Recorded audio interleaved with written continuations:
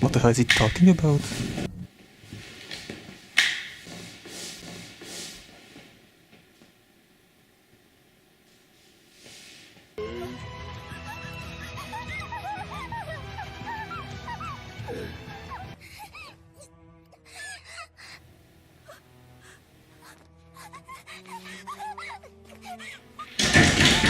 This is the mall police.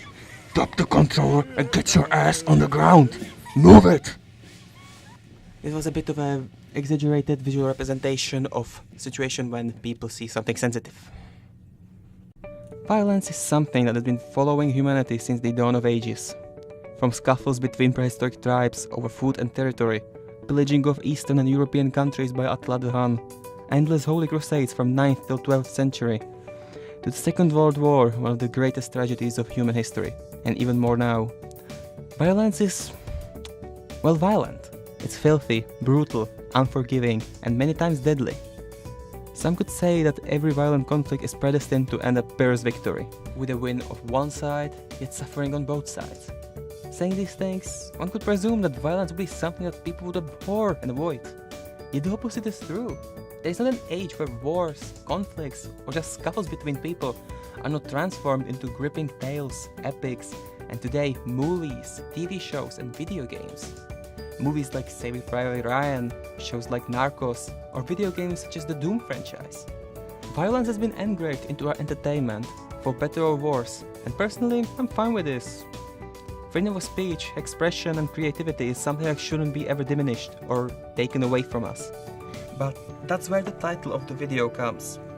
You see, I've seen and played a lot of violent stuff with blood, shooting, without seeing any trouble.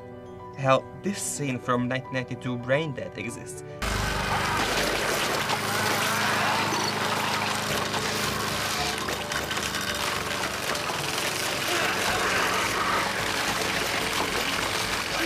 And the only problem this movie has gotten into was a lawsuit over using pictures of a plaintiff's family tombstone. But when some other form of bad, violent, immoral situations and acts come up, it becomes quite an outrage. We're talking about depictions of sexual assault, rape, on-screen torture, even a rape accusation. These kind of scenes pictured are getting some serious backlash from viewers, reviewers, and media alike. Several examples you have already seen in this video have suffered from such responses. Thankfully, I do have an access to experts both in fields of psychology and entertainment industry, which I have asked a few questions about perception of violence in media.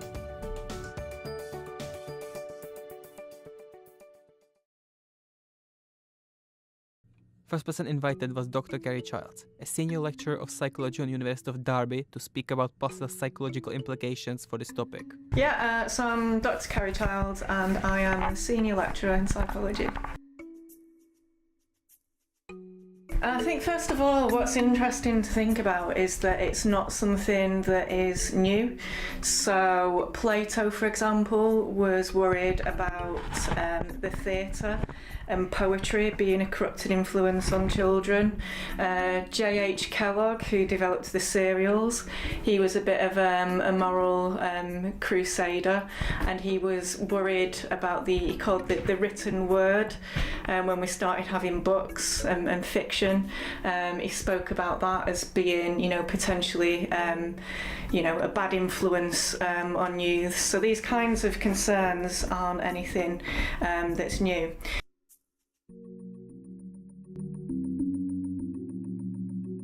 No, because human behaviour, you wouldn't be able to pinpoint to one definite thing and say this is always going to affect everyone in this particular way, because human behaviour is very complex. There's always, potentially thousands of variables that are relevant, so you can't really pinpoint one particular type of stimuli and say that this should be avoided, because it's always reliably going to have this effect on people.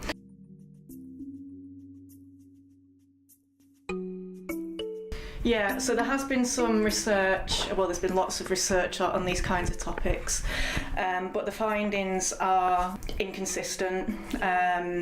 So, as I said, it's really difficult to study these things. I think in cases like that, it's really, the perpetrators, it might be a bit of a scapegoat for them, so a bit of an excuse. I think that there are cases where there might be an influence, but as with anything with human behaviour, there's so many other variables going on.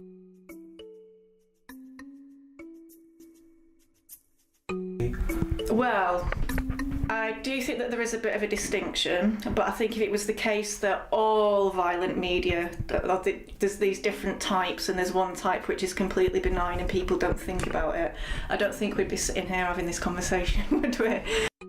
But no, I do appreciate that there are types of violence that might be more controversial. So, yeah, torture and rape scenes. So it might be that there are things where it's perhaps more political. Also, things like sexual assault, that is something that would affect and be personal to lots of people, and it's also, especially in this climate, a very politically charged issue.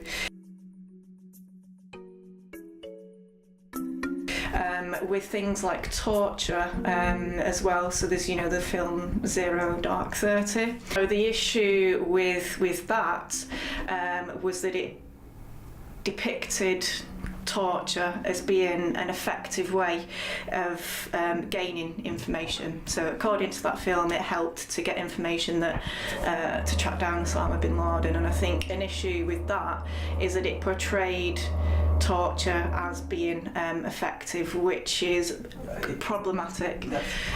So I think that there's things that are a bit more politically charged.